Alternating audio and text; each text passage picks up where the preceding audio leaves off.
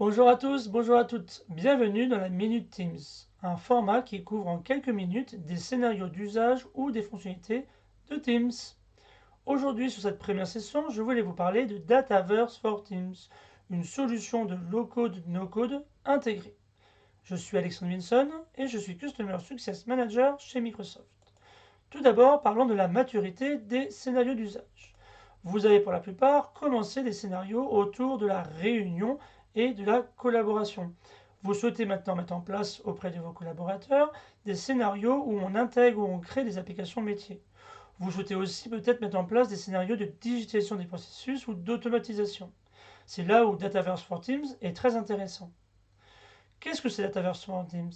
Dataverse for Teams, ce sont effectivement trois produits qui font partie de la suite Power Platform.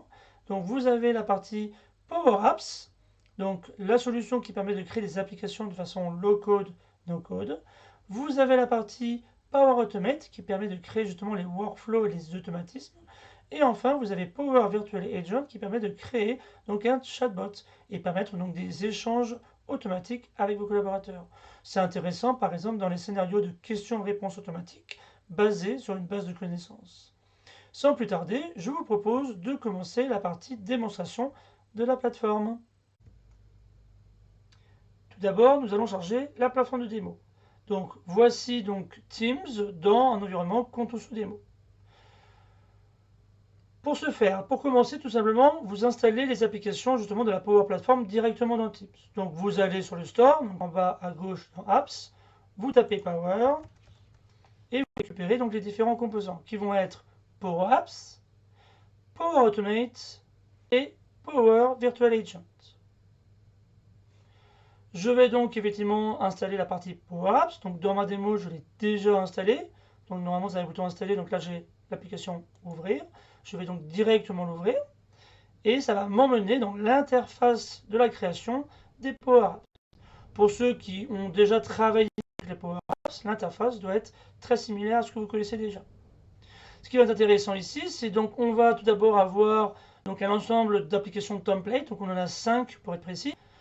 On va pouvoir donc du coup les déployer, les tester et on va pouvoir bien sûr les customiser par rapport à son environnement. On va avoir donc différentes ressources à votre disposition pour vous aider à vous former autour de ce type d'outils et d'usage. Et enfin, vous avez la possibilité de créer une application.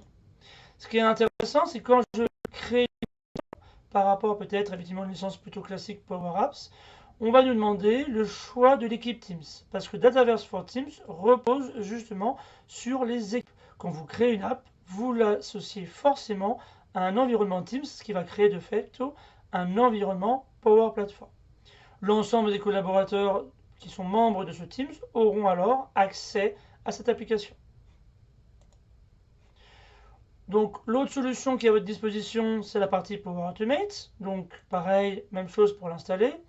Une fois que vous êtes dedans, idem, vous allez retrouver effectivement différentes ressources pour pouvoir effectivement vous aider. Donc ici, vous voyez, j'ai déjà créé quelques workflows. Je vais pouvoir les activer, désactiver. Et je vais pouvoir en créer de nouveaux à partir de templates. Ou sinon, je peux bien sûr créer, entre guillemets, un workflow vierge. Je pourrais alors utiliser ce qu'on appelle les connecteurs intégrés et les connecteurs standards qui sont inclus dans vos licences. Enfin, la partie donc, Power Virtual Agent, donc là on est sur la partie chatbot, même chose, l'installation est vraiment très facile. On va arriver dans une interface qui va vous permettre justement pareil de voir en fait les différentes ressources à votre disposition pour monter en compétences, voir les chatbots que vous aurez déjà créés. Donc ici par exemple, j'ai créé justement un chatbot pour aider les collaborateurs sur les questions autour des RH, donc poser des vacances, etc. Et je vais pouvoir aussi créer un nouveau chatbot. Donc le chatbot a des fonctionnalités qui sont déjà intégrées, comme par exemple justement le onboarding, ou quand le collaborateur va se connecter une première fois au chatbot, ou quand il va poser des questions assez faciles, comme qui vous êtes, bonjour, comment vas-tu, et à vous après, en quelques clics, avec un joli workflow, rajouter les étapes supplémentaires.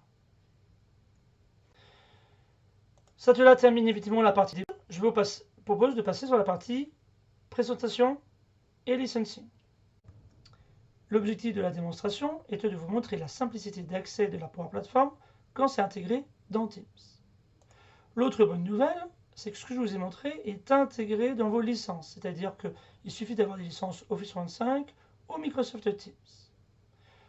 Cette approche est parfaite pour permettre dans le sein de votre organisation un premier pas donc dans la part démarche low-code ou citizen dev et ainsi permettre à vos collaborateurs de créer leur propre processus et vos propres applications pour adresser les besoins métiers. Il y a bien sûr quelques limitations. La première, c'est que les applications ne sont disponibles que dans le client Teams, que ce soit la version desktop ou mobile. La deuxième, c'est sur la partie base de données, où vous avez une limitation sur le nombre d'entrées et sur sa taille, 2 Go. Vous avez vu que quand on crée une application, on le rattache à une équipe Teams. Donc l'ensemble des membres de l'équipe Teams a accès à cette application. Vous pouvez ensuite la partager en dehors de l'équipe, mais vous avez une limitation là encore de 1000 collaborateurs. Si la Power Platform vous intéresse, vous identifiez des cas d'usage intéressants et que les métiers évidemment veulent aller plus loin et lever les bloqueurs mentionnés juste avant, pas de souci, vous pouvez le faire en mettant à disposition à vos collaborateurs des licences Power Platform. Ces licences donc, vont lever l'ensemble des bloqueurs et vous pouvez aussi automatiquement switcher une application dite Dataverse for Teams avec les limitations et la passer évidemment en version premium. Vous pourrez aussi accéder à ce qu'on appelle les connecteurs premium et donc accéder à des API qui sont en dehors d'Office 365 et donc des API comme SAP, Salesforce ou ServiceNow. Pour résumer, donc 3 liens principaux. Le premier qui est le Hub Adoption, c'est vraiment le site où vous retrouvez l'ensemble des ressources en français pour vous aider à l'adoption des produits Office 365. Le deuxième, c'est la chaîne YouTube Coach Transfo. Vous y retrouverez donc l'ensemble de la série La Minute Teams et plein d'autres vidéos. Et enfin, si vous souhaitez en savoir plus sur la partie Power Platform, je vous encourage d'aller sur aka.ms/Power Platform. J'espère que ce nouveau format vous a plu et nous verrons plus en détail donc l'ensemble des éléments qu'on a pu démontrer comme Power Apps, Power Virtual Agent et Power Automate dans des prochaines vidéos. Et je vous souhaite à bientôt. Au revoir.